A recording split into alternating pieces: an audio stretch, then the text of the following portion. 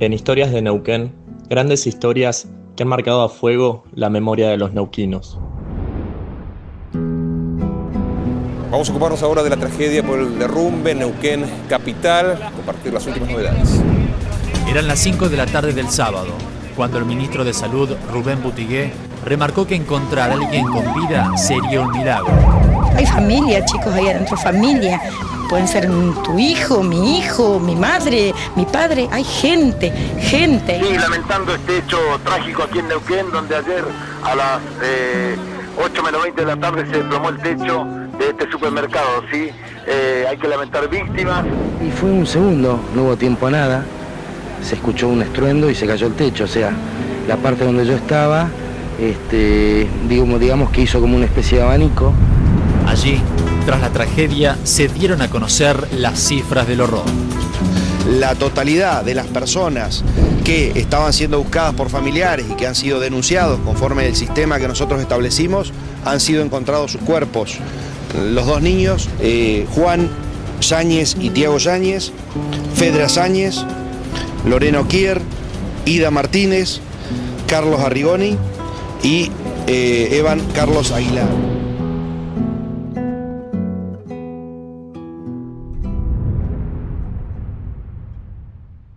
Buenas, ¿cómo están? Bienvenidos a un nuevo programa de Historias de Neuquén. Hoy vamos a hablar de un hecho sin precedentes en la historia de la capital, hecho del cual se cumplen 10 años el próximo 25 de octubre, y estamos hablando del derrumbe de la cooperativa obrera, un accidente que se cobró la vida de 7 personas e hirió físicamente a más de 20. La idea de hoy es contar en detalle cuál fue el motivo del derrumbe, qué consecuencias tuvo la empresa y el barrio donde estaba ubicado el supermercado y quiénes fueron los condenados a partir del proceso judicial. Mi nombre es Rafael Garrido, soy el conductor de Historias de Neuquén y estoy acompañado nuevamente por mi amigo Julián Enríquez. Hola Juli, ¿cómo estás? Hola Rafa, ¿cómo estás? Un saludo grande también para todos aquellos que nos están escuchando. Y así es, ¿no? Vamos a tratar un hecho que no había ningún antecedente similar en la provincia de Neuquén y obviamente en la ciudad tampoco. Una tragedia edilicia realmente de gran magnitud y con varias víctimas fatales lamentablemente, que marcó un precedente en cuanto a la seguridad edilicia y las medidas de control que realizaba el Estado municipal en las construcciones de la ciudad. Recordemos, el jueves, pasadas las 8 de la noche, algunos dicen antes de las 20 horas, se desplomó este techo del supermercado Cooperativa Obrera. Como decía antes, era el 25 de octubre del año 2012. Era una semana más para los vecinos del barrio San Lorenzo Norte, que fueron a hacer sus compras del día al supermercado de la Copia Obrera, que está ubicado en el oeste neuquino, precisamente en la esquina de Coronel Godoy y Ortega y Gasset. Iban a ser las 8 de la tarde cuando un fuerte estallido sorprendió a las personas que estaban comprando en la zona de carnes y lácteos en el fondo del local. Lo que pasó precisamente fue que la losa del supermercado se había derrumbado porque había 8 departamentos que se estaban construyendo de manera clandestina por encima de esa losa. El llamado a las autoridades fue inmediato, tanto de la gente que estaba en el frente del comercio y logró escapar, digamos, de lo que estaba pasando en el fondo del supermercado, como de otros vecinos que transitaban por el lugar. Y para asistir a este evento se convocaban más de una docena de ambulancias de todos los hospitales de la ciudad de Neuquén, desde el Castro Rendón, desde el Hospital Buqué Roldán, desde el Hospital Heller, que era el más cercano al lugar del hecho. Se montó un gran operativo que, al igual que el hecho, realmente no había mucho antecedente de semejante movimiento en cuanto a las fuerzas de seguridad para asistir. Obviamente acudió el personal de bomberos, policía, prestaron servicios porque el panorama hasta ahí era realmente desconocido. No se sabía cuántas personas estaban desaparecidas o después se confirmó que muchas de ellas habían fallecido lamentablemente. 40 minutos después de este hecho, la información en los medios regionales y nacionales comenzó a difundirse. Se empezó a escuchar la noticia de que la cooperativa obrera del oeste de la ciudad de Neuquén se había derrumbado. Ahí era un momento de incertidumbre para toda la ciudad, para saber qué había pasado en ese supermercado. Bien, y al medio operativo, también a las dotaciones de bomberos que llegaban al lugar, se le sumó la solidaridad de los vecinos y de empresas privadas que prestaban herramientas y también ayudaban y contenían a los familiares que estaban totalmente impactados por lo que había sucedido. No tenían información sobre sus allegados, si estaban con vida entre los escombros, porque había muchas personas que bueno, habían quedado atrapadas a partir del cese de las columnas que llevó al derrumbe en el supermercado. Sí, era un momento de incertidumbre total. Mucha gente, como decíamos recién, se enteró de lo que había pasado en los medios, en una radio, mirando algún canal de televisión local. Se habían multiplicado los flash informativos y alguien o mucha gente tenía el conocimiento de que algún familiar, algún amigo, algún conocido había ido en algún momento del día a realizar sus compras al supermercado y realmente quería saber. De hecho, muchos testigos comentan que se empezó a acercar gente de distintos lugares de la ciudad para saber qué estaba pasando, para corroborar, digamos, si la persona que conocía, su familiar, su esposa, su pareja, estaba en el local en ese momento. Eran realmente momentos de mucho nerviosismo. Cecilia Maletti era por entonces reportera gráfica y estuvo en el lugar del accidente. Nosotros tuvimos la oportunidad de entrevistarla y bueno, nos cuenta sobre ese primer momento al enterarse de la noticia, al enterarse del derrumbe de la cooperativa obrera. Cuando yo llegué al lugar me pareció impactante, o sea, te digo, cierro los ojos y veo, viste, las sirenas y las ambulancias que iban y venían, entraban y salían, y los bomberos y todo como un revuelo de luces y de llantos y de gritos, todo eso como que es como, bueno, ese es como lo primero que me viene cuando me acuerdo de la COPE. Yo primero, en casos así que te dan la posibilidad de primero observar desde afuera, de hecho no podíamos entrar, ¿no? Pero un poco de ver el panorama, ¿no? O sea, vecinos tratando de dar una mano, vecinos que tenían familiares adentro, y así que ya era todo como en las primeras horas como un caos. La gente que estaba ahí, los vecinos que estaban ahí, salieron un poco a contener, ¿no? a quienes tenían familiares adentro. Frente a un hecho así, en mi caso es imposible no estar conmocionada por lo que se estaba viviendo, que no había tenido precedentes en mi trabajo, donde inclusive hacía segundos podría estar mi hermana también, pero fuera de que sea mi hermana, estaban vecinos nuestros, ¿no? Cerca de las 10 de la noche los trabajos de rescate alcanzaban su mayor punto de intensidad. La información oficial, sin embargo, se empezaba a conocer recién al día siguiente, en la tarde del día siguiente, y bueno, se confirmaba lo peor, era que el saldo de víctimas era 7, mujeres, hombres y niños. Entre esas 7 personas había 2 niños de 3 y 5 años que habían perdido su vida. Esta construcción clandestina e ilegal que se estaba llevando adelante sin la aprobación de la municipalidad terminó haciendo este caos que se cobró la vida de 7 personas e hirió a decenas de personas que se encontraban en el local. Sí, y ahí hay un punto importante, que es que la información oficial durante las primeras horas era mínima. Bueno, como decía Cecilia también, era muy hermético todo el operativo porque se estaba manejando información, digamos, con mucho cuidado. Sobre todo en cuanto al número de víctimas fatales, digamos, el personal de seguridad que estaba presente era muy reticente, por lo que hemos escuchado, a dar mucha información, y recién al día siguiente, tanto el gobierno de la provincia de Neuquén, el gobernador en ese momento Jorge Zapac, como distintas fuentes del gobierno de la municipalidad de la ciudad de Neuquén empezaron a dar más información sobre lo que había sucedido. Uno de ellos fue Sergio Bermúdez, que en ese momento era el secretario de gobierno de la municipalidad, que confirmó en comunicación con distintos medios nacionales que la obra era clandestina y que nunca había sido declarada, digamos, la obra de esos dúplex en el techo del supermercado.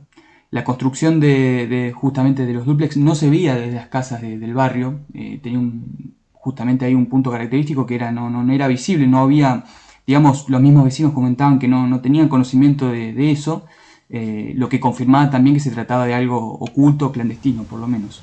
Además, las autoridades y los equipos de seguridad tuvieron que acceder a través de un baldío, en el cual se accedía desde calle Belgrano, media cuadra a la vuelta del supermercado, para poder seguir los operativos de rescate y posteriormente de derrumbe de la parte que se había caído del supermercado, que fue principalmente la parte trasera donde estaban los lácteos y la carnicería la más afectada por la caída del techo. Bueno, y por ese lado la fachada del comercio, la entrada de la cooperativa obrera servía más bien como una cortina para tapar lo que era la ilegalidad de esa obra, ¿no? Los imputados por el derrumbe fueron el propietario del supermercado Néstor Guerrero, el arquitecto de la obra Luis Díez y el capataz José Silva. Los tres fueron imputados por el delito de estrago culposo seguido de muerte, que lo que quiere decir es que se entendió que hubo negligencia por parte de los acusados, pero bueno, no intencionalidad para que luego ocurriera el desastre. Recién en julio de 2015, casi 3 años después de la tragedia, Néstor Guerrero fue sentenciado a 3 años de prisión en suspenso, José Silva, el capataz de la obra, a 1 año de prisión en suspenso y Luis Díez, el arquitecto, a 3 años de prisión efectiva. Unos meses antes de ser condenado por la justicia, el propietario del edificio, Néstor Guerrero, derrumbó la parte del supermercado donde había ocurrido el accidente, y en su lugar solo había quedado en pie, que de hecho sigue hasta la actualidad, digamos, esa parte del edificio que es la fachada de entrada, que bueno, hasta este 2022 todavía es visible. En cuanto a la repercusión política que tuvo el accidente, algunos concejales que trabajaban en el Consejo Liberante en aquellos años habían solicitado un pedido de juicio político al intendente de la ciudad, Horacio Pechi Quiroga, pero bueno, se comentó tiempo después que se llegó a un acuerdo entre las partes para evitar esa instancia y bueno, finalmente ese pedido quedó nulo. La denuncia había nacido de varios sectores políticos de la ciudad que le reprochaban al intendente Quiroga por bueno, una falta de control sobre las obras de la ciudad, sobre los permisos, e incluso se planteaba la posibilidad de que esto sucediera en otros lugares también y del peligro de las construcciones sin un control efectivo de la municipalidad. También se empezaron a visibilizar justamente otros predios, otras construcciones que estaban en marcha en ese momento y que no contaban con la autorización del Estado. Justamente planteó un antecedente en cuanto al control que se hacía tanto desde el Estado provincial como municipal en este tipo de construcciones. Y bien, el barrio donde estaba ubicado el supermercado también cambió su forma, cambió su configuración, porque desde el día del accidente, obviamente días después del accidente, mejor dicho, se colocaron vallas para evitar el tránsito por cuestiones de seguridad, y en la esquina de Godoy Ortega y Gasset todavía están esas vallas que hacen que los vecinos de ese barrio del oeste neuquino tengan que recorrer otras calles para poder hacer su día a día, ¿no? Una de las historias que más resaltó de esta tragedia fue la de Carlos Arrigoni, una de las víctimas fatales del derrumbe de la cooperativa. Bueno, él era docente de la EPET número 5, que está pegada al lugar de los hechos. Justamente ese día Carlos estaba en la zona de las cajas del supermercado cuando se cayó el techo. En ese momento, según cuentan los testigos, él dejó su lugar y se dirigió hacia la parte trasera del supermercado donde estaba el techo derrumbado, y lamentablemente en su intención de poder rescatar a algunas víctimas que habían quedado ahí atrapadas, él mismo también perdió su vida, y como homenaje el sector de talleres de la escuela hoy lleva su nombre. Ese sector de la escuela hoy en día se llama Carlos Arrigoni. Y hablando de actos heroicos, nosotros tuvimos la oportunidad de entrevistar a Sergio Cabrera, que fue rescatista del cuartel de bomberos número 2 del barrio Gregorio Álvarez, y estuvo el día del derrumbe y nos contó primeramente cuál es el primer recuerdo que tiene él cuando le preguntan sobre la cooperativa obrera, y también nos contó cómo fue el día a día al trabajar con las distintas dotaciones de bomberos y cómo se llevó adelante ese gran operativo para rescatar a cuantas vidas se pudiese.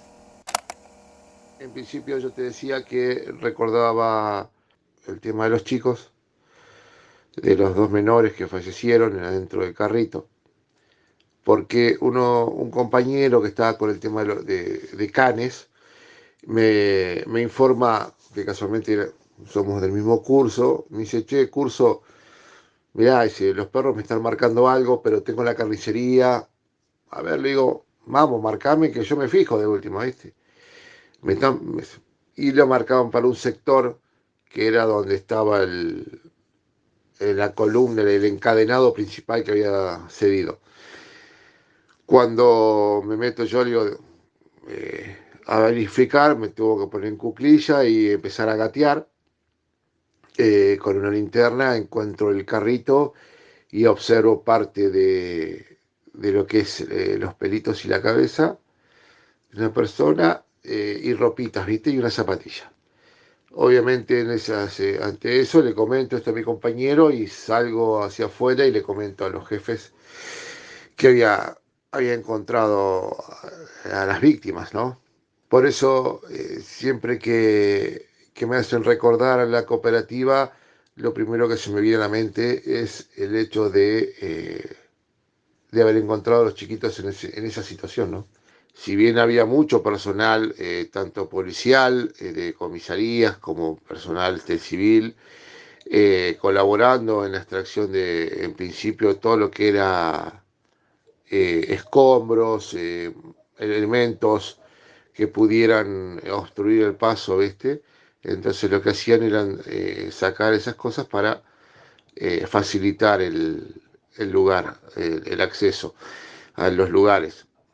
Posteriormente, cuando ya se fueron pasando los minutos y las horas, lo que se logró fue, bueno, un buen equilibrio, entonces principalmente para rescatar las personas que estaban con vida en el sector de verdulería, como te decía anteriormente, que eran 2 hermanitas, casualmente hijas de un efectivo policial, y el otro señor que estaba cerquita de una de las nenas.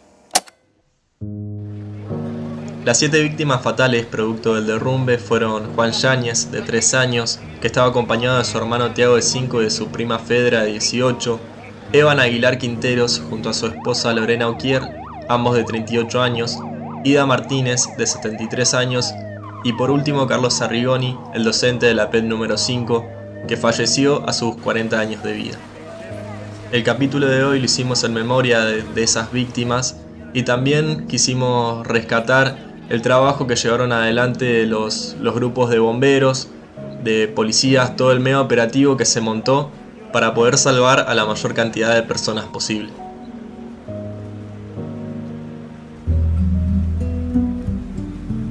Bueno, llegamos al final de este 5º capítulo de Historias de Neuquén.